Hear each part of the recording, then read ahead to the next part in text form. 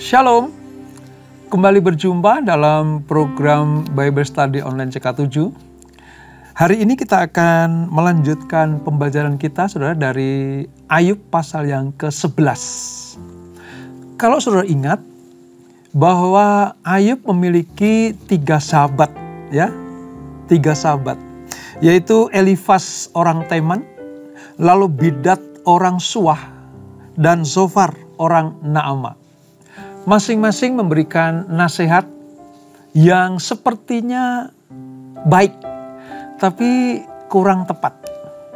Mengapa saya katakan seperti itu? Karena mereka salah menilai Ayub. Ketiga sahabat ini salah memprediksi dan menilai Ayub. Intinya mereka menyalahkan Ayub karena Ayub mengalami penderitaan ini sebab hidupnya tidak benar. Ini salah besar, saudara. Nah, pada pasal yang ke-11 ini, sahabat yang ketiga yaitu Zofar memberikan nasihat. Nasihatnya gimana? Anjuran Zofar supaya Ayub merendahkan diri di hadapan Tuhan. Nah, kisahnya seperti apa? Sebelum kita membaca, merenungkan, dan mengambil manfaat di dalamnya, mari kita minta Roh Kudus mengurapi kita. Kita hampiri Tuhan. Kita datang menyembah Dia. Kami datang kepadamu Tuhan, mengucap syukur atas perlindungan, atas pagar keselamatan dan berkat-berkat-Mu.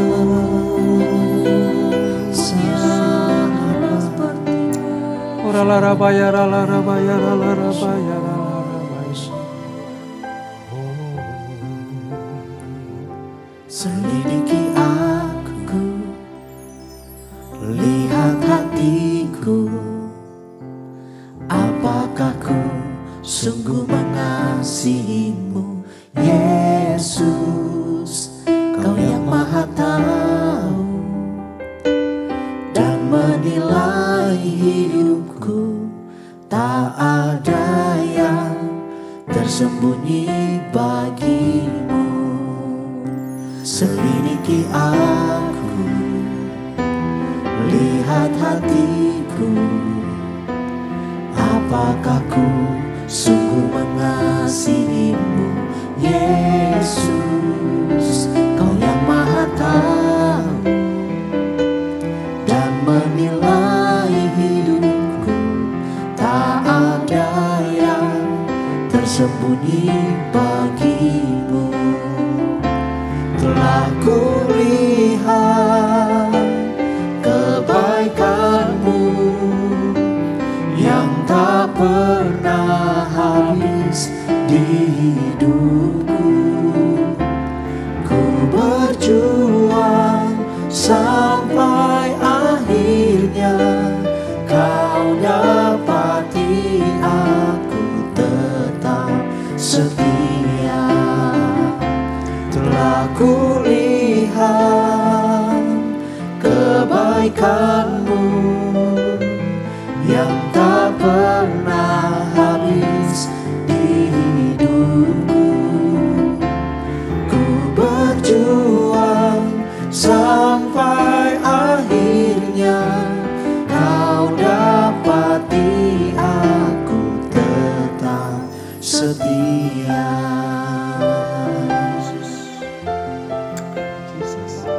Selidiki aku, lihat hatiku, apakah ku sungguh mengasihimu, Yesus. Kau yang Maha Tahu dan menilai hidupku, tak ada yang tersembunyi bagimu.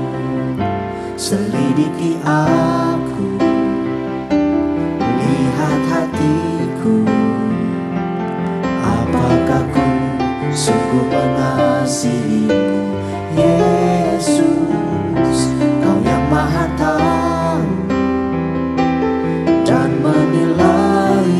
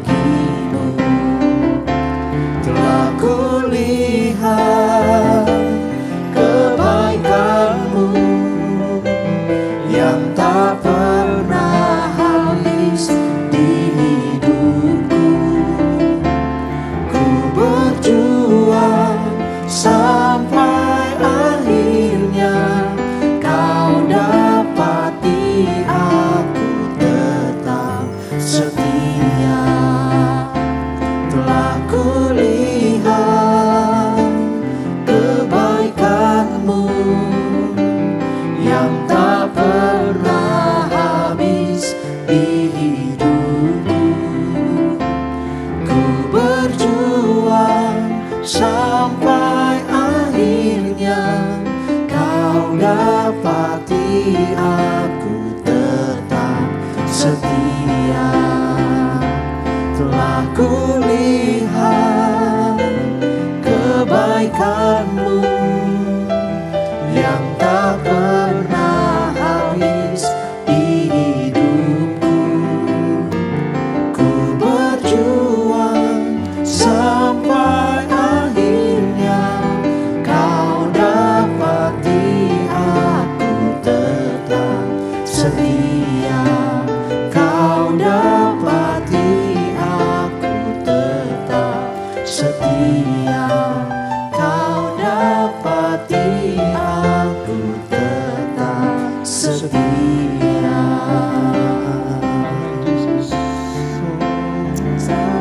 Kami mau terus berjuang, berjuang bersama. Kami tetap setia.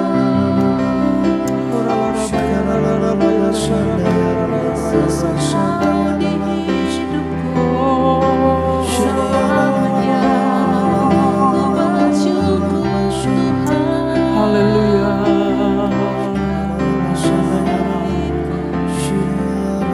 Yesus Tuhan.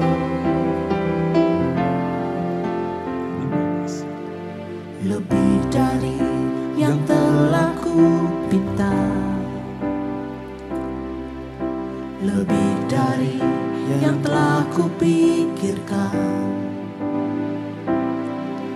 semuanya Engkau sediakan dalam hidupku.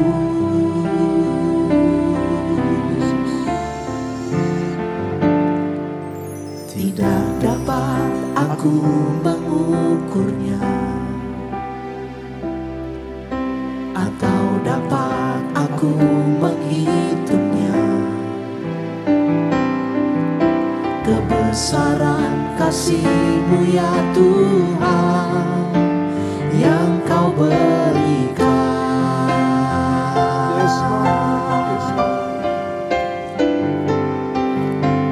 Ku bersyukur padamu,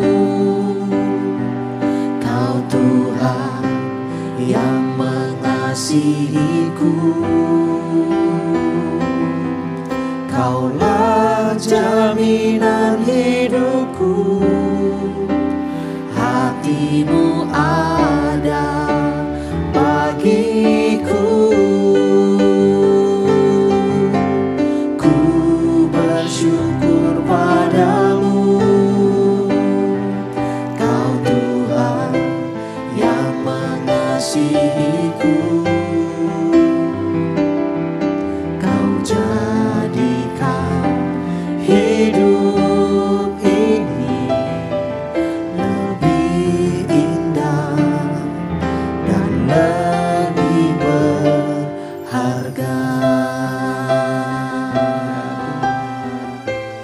Terima kasih Yesus. Lebih dari yang telah ku pinta, lebih dari yang telah ku pikirkan, semuanya Engkau sediakan dalam hidupku.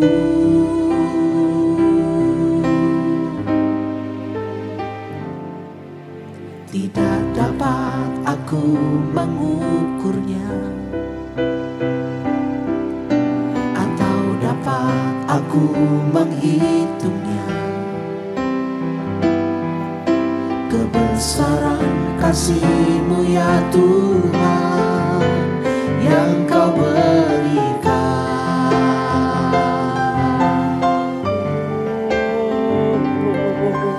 Ku bersyukur padamu, Kau Tuhan yang mengasihiku. Kaulah jaminan hidupku, hati-Mu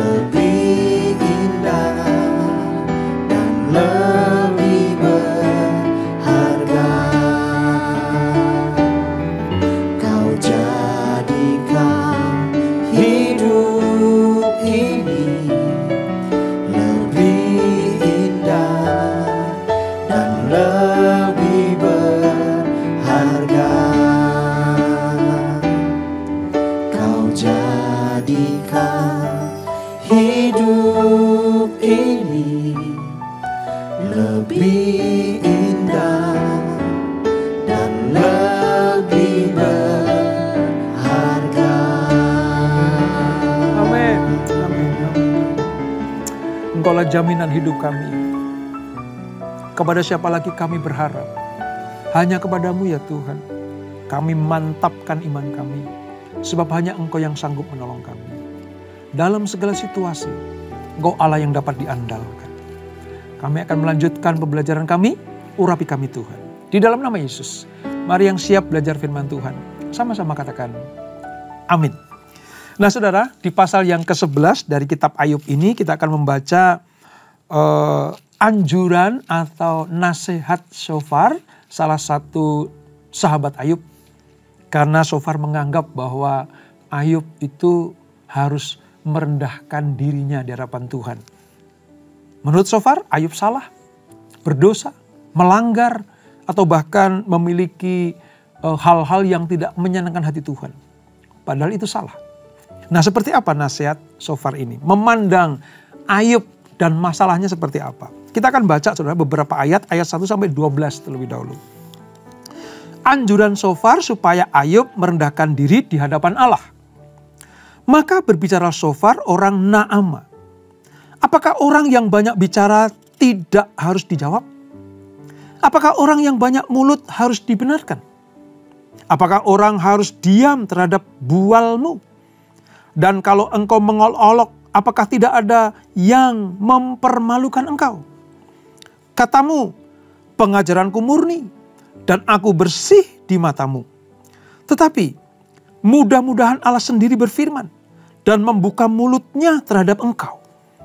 Dan memberitakan kepadamu rahasia hikmat. Karena itu ajaib bagi pengertian. Maka engkau akan mengetahui bahwa Allah tidak memperhitungkan bagimu sebagian daripada kesalahanmu. Dapatkah engkau memahami hakikat Allah? Menyelami batas-batas kekuasaan yang maha kuasa. Tingginya seperti langit. Apa yang dapat kau lakukan? Dalamnya melebihi dunia orang mati. Apa yang dapat kau ketahui? Lebih panjang daripada bumi ukurannya. Dan lebih luas daripada samudra. Apabila ia lewat, melakukan penangkapan dan mengadakan pengadilan, siapa yang dapat menghalanginya? Karena ia mengenal penipu dan melihat kejahatan tanpa mengamat-amatinya. Jikalau orang dungu dapat mengerti, maka anak keledai liar pun dapat lahir sebagai manusia. Wow, sekali lagi ya saudara, saya pernah mengingatkan kita semuanya di Ayub pasal yang kedua. Bagaimana 3 sahabat ini berkata-kata seolah-olah benar. Seolah-olah baik. Tetapi jauh dari kebenaran. Kenapa? Karena yang ada di pikiran ketiga sahabat Ayub adalah Ayub salah. Allah benar. Kira-kira begitu. Nah, kita melihat saudara. Sofar menuduh Ayub dengan tajam. Bahwa ia membenarkan diri. Setelah Ayub berdebat dengan 2 sahabatnya, yaitu Elifas dan Bildad. Sofar memandang bahwa, wow, engkau salah Ayub. Engkau jangan benarkan dirimu di depan Allah. Gitu. Dan aku melihat engkau keras kepala. Ya, Ayub dia katakan keras kepala. Coba bayangin saudara. Kalau kita baca selanjutnya ya, dari ayat 13 sampai 20. Ya. Sofar itu mengatakan bahwa Ayub sepantasnya harus lebih menderita lagi daripada sekarang ini. Kacau kan saudara? Ya. Dikatakan bahwa kamu penderitaanmu sekarang ini masih enteng loh Ayub. Masih enteng nih. Nah ketika dinasihati kau keras kepala. Harusnya kamu mendapatkan yang lebih berat lagi. Ini kan melenceng jauh saudara. Ya. Sofar berpendapat bahwa jikalau Ayub berbalik dari dosanya, maka penderitaannya akan segera berakhir. Dan dia akan mendapatkan keamanan, kemakmuran, kebahagiaan akan dikembalikan kepadanya.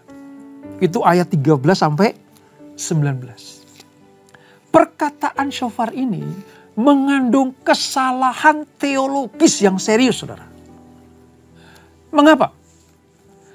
Alkitab tidak pernah menjamin bahwa hidup yang lebih cemerlang, lebih indah ya, yang diberikan kepada orang-orang yang benar. Artinya begini, tidak semua orang benar itu mengalami kehidupan yang indah. Tidak semua orang yang takut akan Tuhan itu mendapatkan ya kelimpahan berkat, ya, nggak ada masalah, nggak ada sakit penyakit. Itu kesalahan teologis yang besar dari 3 sahabat ini betul-betul membuat Ayub nggak habis pikir. Ya, nggak habis pikir. Ini hartaku ludes, anak-anakku mati, istriku menghujat, mendorong aku supaya meninggalkan Tuhan. Ya, tubuhku digerogoti sakit penyakit seperti ini. Sekarang sahabatku datang bukannya meringankan bebanku, ya, tapi dia malah mempersalahkan aku. Ayub sebenarnya berkata, salahku di mana? Aku tidak sedang melawan Allah yang maha tinggi. Aku nggak tahu di atas sana ada apa. Aku nggak tahu Tuhan lagi ngapain di atas sana. Aku nggak ngerti keputusan ini datang dari Tuhan karena apa. Ayub nggak tahu, saudara. Tetapi perkataan ketiga sahabatnya itu betul-betul mengalami merupakan sebuah kesalahan teologis yang sangat serius. Seringkali kalau kita melihat, saudara, penderitaan orang-orang yang saleh, yang benar, itu kadang-kadang pikiran kita itu kadang tertujunya kepada satu hal. Apa itu? Wah, ini Allah pasti sedang murka kepadanya. Wah, ini Allah pasti sedang menghukum dia. Jadi, mari kita punya pola pikir yang benar sekarang. Karena perkataan yang baik yang kita lontarkan, nasihat yang baik yang kita berikan kepada sahabat kita, belum tentu benar. Kalau kita tidak bisa memandang secara benar masalah ini karena apa, seyogyanya lebih baik kita berdiam, saudara. Daripada mengucap, menasehati, menganjurkan, tetapi itu sebuah penghakiman. Dan ini terjadi, saudara. Saya bisa membayangkan betapa beratnya penderitaan Ayub. Ini sudah habis-habisan, saudara. Ini manusia yang sudah nggak punya apa-apa lagi, ya, yang membuat dia semakin berat penderitaannya. Orang-orang yang dikasihinya, istri dan sahabat-sahabatnya salah mengerti tentang keadaannya. Mari kita belajar dari ini, saudara. Nasihat pertama Shofar ini, saudara, itu menyatakan bahwa Ayub, kamu bertobat. Jangan melawan Allah. Nah, terhadap nasihat itu, saudara, Ayub itu tidak sedang mengcounternya, enggak. Dia sedang mendudukkan perkaranya dengan benar. Ayub telah menanggapi penekanan dari Elifas dan Bildad, sahabat yang pertama itu, 2 sahabat yang pertama itu, terhadap status hukumnya, dengan pernyataan-pernyataan bahwa dia tidak bersalah. Bahkan sahabatnya semakin hebat menuduhnya. Justru ketika Ayub menyatakan aku tidak bersalah, sahabatnya semakin gencar menekan dia. Sahabat-sahabatnya mendorong dia untuk makin konsisten menerapkan teori mereka tentang kesalahan Ayub itu. Bahkan sekarang Shofar terus terang mempersalahkan kefasikan Ayub. Wah, ini jauh dari pemikiran Tuhan, saudara. Ya, mungkin ketiga sahabat Ayub itu nggak peka akan rencana Allah terhadap Ayub. Mungkin sahabat ini betul-betul tidak dapat pewahyuan dari Allah. Saya kok berpikir seperti ini, ya saudara. Harusnya sebelum menasehati, memberikan anjuran-anjuran, seharusnya ketiga sahabatnya fokus kepada Allah dulu. Berikan aku hikmat, ya Allah. Berikan aku pewahyuan, supaya aku memberikan nasihat yang benar kepada sahabatku Ayub ini. Harusnya kan begitu. Tapi dengan serta-merta mereka langsung memberikan sebuah kesimpulan bahwa Ayub itu bersalah. Saudara, sekali lagi, Kalau kita pada posisi Ayub, saudara bisa bayangkan bagaimana dia sangat-sangat rumit kehidupannya. Mengadu ke siapa lagi? Seolah-olah Allah meninggalkan dia. Wong tanpa salah dia mengalami hal seperti itu. Mengadu kepada istri. Istrinya dikatakan seperti orang gila. Menganjurkan Ayub meninggalkan kesalehannya. Berkeluh kesah kepada sahabat-sahabatnya. Mereka salah mengerti. Ayub betul-betul kehilangan orang-orang yang dapat meringankan bebannya, saudara. Ditambah lagi, Sofar mengatakan kamu memang orang fasik, keras kepala. Udah bertobat, akui dosa-dosamu. Gitu. Sofar itu mendukung tuduhan dengan mengacau kepada keterbatasan Allah, saudara. Dia berkata bahwa Allah itu tidak bisa dibatasi. Allah tidak bisa dipagari. Siapa yang sanggup memahami hakikat Allah? Siapa yang bisa menyelami batas-batas kekuasaannya? Jadi kalau engkau melawan Allah, selesai loh Yub. Kira-kira gitu. Tapi kalau engkau bertobat, kalau engkau berbalik, kau akui kesalahanmu, maka Allah akan memulihkan engkau. Itu saudara. Salah semuanya ini. Betul-betul salah semuanya.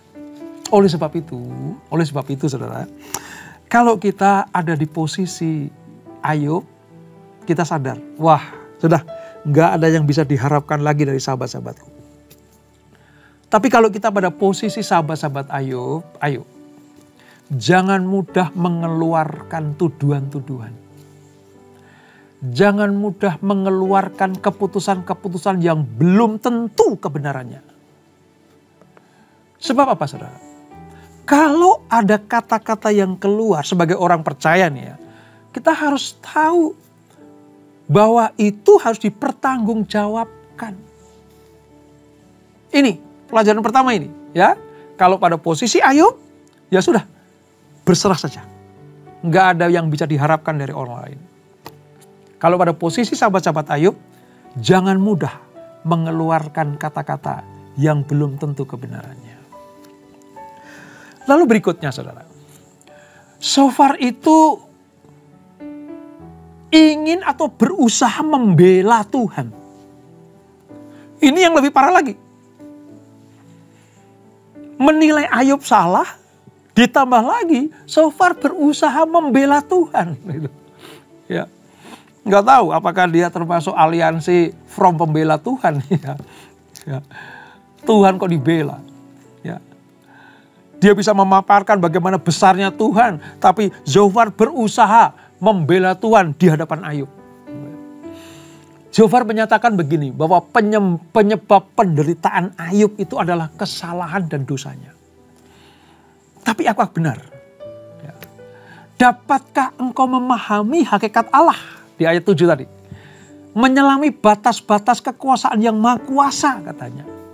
Sofar sedang menyatakan pertanyaan teologis yang sulit dijawab. Bahkan Ayub sendiri tidak bisa menjawab. Ayub hanya bilang, ya dia berkuasa, ya dia besar, ya dia tidak tertandingi. Gitu.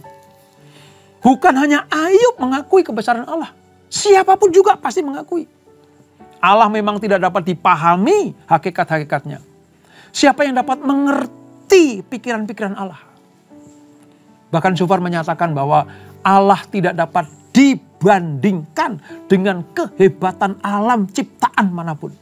Sebab Allah melampaui segala apa yang pernah diciptakan. Itu baik, itu benar. Tapi kalau diposisikan pada kasus Ayub, salah saudara. Sebab pada prinsipnya, Ayub mengakui bahwa Allah itu besar.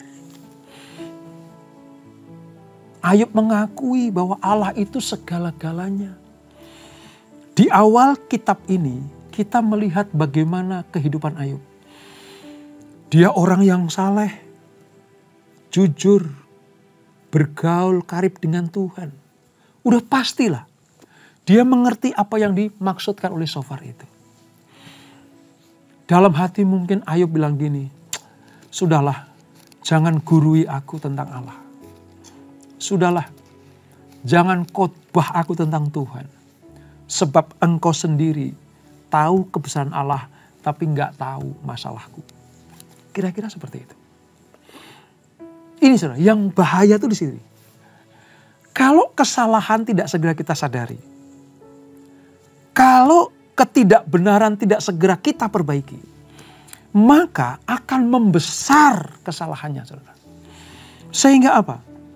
Shofar bukan hanya menuduh Ayub, dia orang fasik, orang berdosa, tidak benar. Tapi Shofar juga berusaha untuk membela Allah.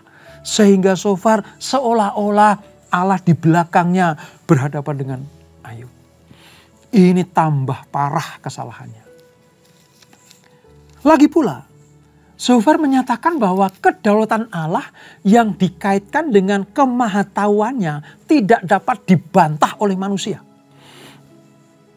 Ayub, kamu bisa membantah Allah? Wow. Ini seolah-olah penasehat yang benar gitu. Ya. Terhadap itu Shofar menganjurkan agar Ayub dalam hatinya bersedia berbalik gitu. Serta menjauhkan diri dari semua kejahatannya. Lagi-lagi saudara, nasihat ini tidak benar. Ketika Ayub berhadapan dengan orang yang ngawur kebenarannya, wah, semakin berat penderitaannya. Kadang saudara, kita pengen meringankan beban sahabat kita yang sedang menderita. Dengan nasihat-nasihat, mungkin mencuplik firman gitu ya. Tapi kalau kita nggak tahu penyebab masalah itu apa, lebih baik diam atau tanya sama Tuhan. Supaya apa? Supaya perkataan kita tuh tepat pada sasaran. Pada konteks ini, semua kebenaran yang dipaparkan Shofar, Ayub sudah mengerti dan hidup di dalamnya. Saya berpikir mungkin hati Ayub bilang gini, Shofar berhenti berbicara. Hei sahabatku, stop berbicara. Semua yang kau katakan itu tidak benar. Tentang kebenaran Allah, aku memilikinya. Tentang kebesaran Allah, aku mengakuinya. Tentang kemahakuasaan Allah, aku menghormatinya. Tapi kau nggak tahu masalah ini terjadi karena apa. Oleh sebab itu, stop. Nah saudara, pada masa sekarang ini, ujaran Shofar ini mewakili orang Kristen yang main hakim sendiri. Hati-hati saudara. Kalau kita nggak tahu masalahnya, lebih baik diam. Kadang kita nggak sadar. Kita jejelin orang yang punya masalah dengan firman Allah. Kita nasihati dengan membabi buta. Seolah-olah kita tahu persis masalah itu. Bahkan kita jatuhkan vonis kepadanya.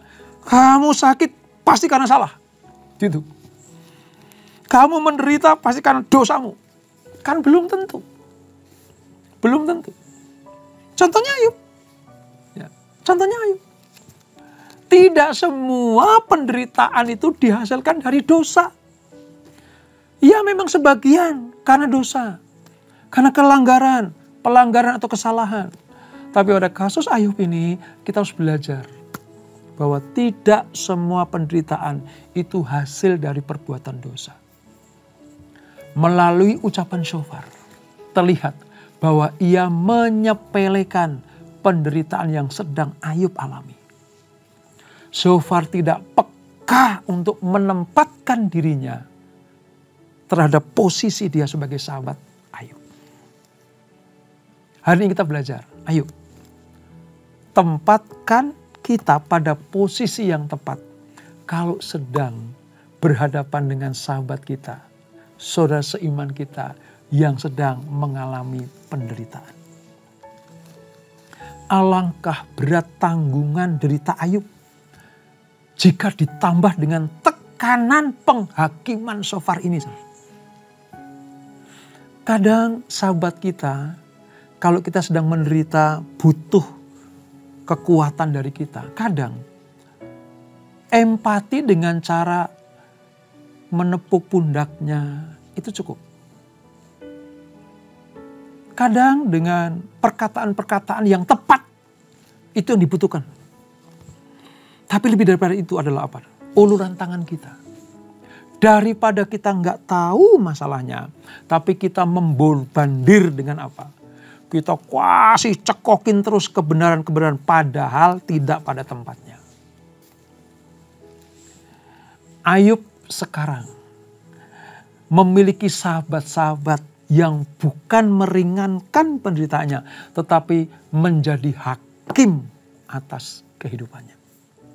Ini menambah dan memperberat pencobaan Ayub. Oleh sebab itu, dari pelajaran ini, mari kebenaran harus ditempatkan pada porsi dan konteks yang tepat.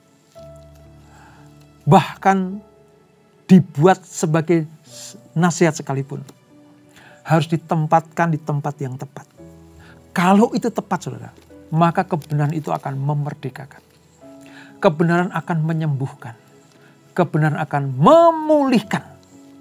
Tapi kalau tidak tepat, dengar baik-baik. Kebenaran kalau tidak tepat ditaruh, saudara, itu justru akan membahayakan. Nanti kita akan temui di pasal 42. Semua sahabat Ayub ketiga-tiganya ini dipersalahkan oleh Tuhan. Karena dia tidak bisa menempatkan kebenaran pada konteks dan posisi yang tepat. Oleh sebab itu, mintalah hikmat dari Tuhan ketika menasehati, ketika memberikan kekuatan kepada saudara kita, supaya kita disebut sebagai orang yang mengerti akan kehendak Tuhan. Dan jangan perberat masalah-masalah saudara kita. Jangan perberat penderitaan-penderitaan saudara kita. Tugas kita meringankan, membantu, menolong, mengangkat yang lemah, supaya kita disebut sebagai anak-anak Tuhan yang saling mengasihi satu dengan yang lain. Dan itulah Ayub pasal yang ke-11. Kita berdoa. Bapa, terima kasih untuk anugerah-Mu. Kami belajar.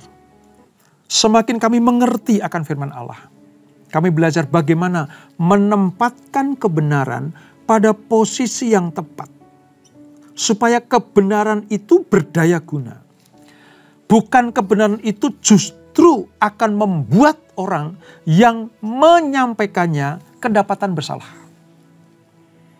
Ampuni kami Tuhan, kalau selama ini kami punya pandangan dan persepsi bahwa semua penderitaan orang benar itu diakibatkan dosa dan kesalahannya. Ya, sebagian seperti itu. Tapi pada kasus Ayub, Ayub menderita karena sedang diuji Tuhan dan dicobai iblis. Seharusnya sahabat-sahabatnya mengerti posisi Ayub. Bukan malah memperberat dengan menuduh Ayub fasik. Bukan memperberat masalah Ayub dengan menuduh Ayub berdosa dan bersalah. Dan apalagi sahabat-sahabat Ayub itu memposisikan diri sebagai pembela Allah. Itu betul-betul salah di mata Tuhan. Oleh sebab itu berikan hikmat kepada kami, marifat kepada kami, supaya kami betul-betul mampu meringankan beban saudara kami. Terima kasih Bapak, terima kasih untuk pembelajaran yang luar biasa ini. Berkati kami semuanya, berkati anak-anak-Mu. Sebelum kami tinggalkan acara ini, kami siap terima berkat yang daripada Tuhan. Kekasih-kekasih Kristus, arahkan hatimu kepada Tuhan. Terimalah berkat kasih anugerah dari Allah Bapa yang berlimpah-limpah di dalam Anaknya yang tunggal Tuhan Yesus Kristus, dan persekutuan yang manis dan Roh Kudus menyertai kita semuanya mulai saat ini sampai Maranatha. Yesus datang yang kedua kali menjemput kita semuanya, bertemu di awan-awan yang permai, menikmati kemuliaan kekal sampai selama-lamanya. Yang diberkati, sama-sama kita katakan amin, amin, amin. Tuhan Yesus memberkati.